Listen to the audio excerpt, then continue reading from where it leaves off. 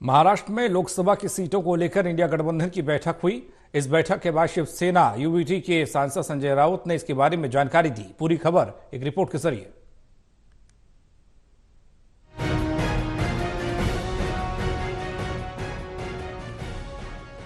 महाराष्ट्र में seat sharing को लेकर इंडिया गठबंधन की बैठक हुई। बैठक के बाद शिवसेना यूबीटी सांसद संजय राउत ने कहा कि सीट शेयरिंग को लेकर एक महत्वपूर्ण बैठक हुई है। संघर्ष के दौर में हम एक साथ हैं। सभी सीटों पर 1-to-1 बात हो गई है।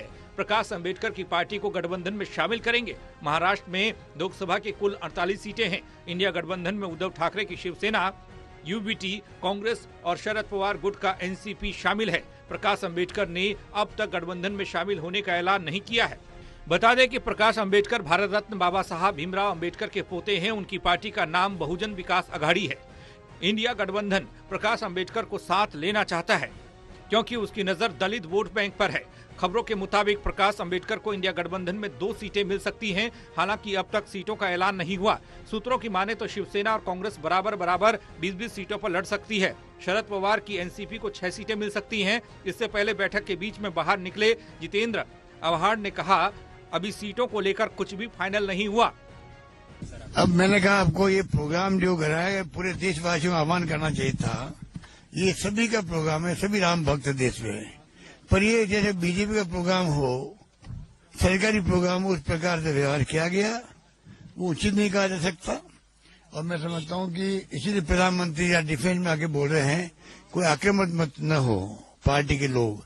कहीं युद्ध क्या पड़ी, सब धर्मगुरु खिलाफ हो गए। मैंने सुना कि शंकराचार्य ने कि हम जाएंगे नहीं वहां पर। ये विवाद पैदा क्यों हुआ? हम सब लोग महाविकास आघाड़ी इंडिया गठबंधन के लोग बहुत ही हंसते हंसते प्रसन्न चेहरे से बाहर आ गए।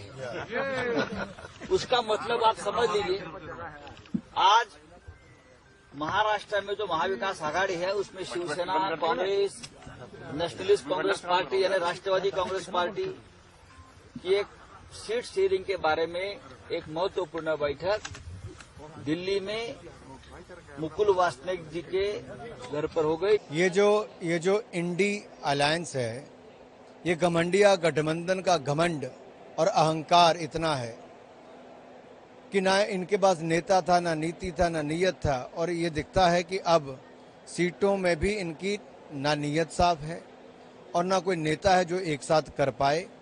इसलिए लोग इनकी ओर अब देख ही नहीं रहे। मीडिया के सवालों में जरूर आता है क्योंकि निर्णय नहीं कर पाते। दूसरी ओर निर्णायक सरकार मोदी जी की थी, जिसने निर्णय भी अच्छे किए, नीतियां भी अच्छी लाए और इसके कारण आज दुनिया भर में हमारे नेता और देश का नाम भी है। बता दें कि 2019 के लोकसभा चुनाव में बीजेपी सबसे बड़ी पार्टी बनकर उभरी थी। बीजेपी को महाराष्ट्र की 48 सीटों में से 23 सीटें मिली थी। उस समय उद्धव ठाकरे बीजेपी के साथ चुनाव लड़े थे। वहीं अविभाजित शिवसेना दूसरे नंबर की पार्टी थी। शिवसेना को 18 सीटों पर जीत हासिल हुई थी।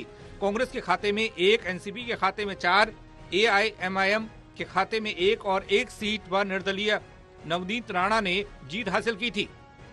National desk report, total news.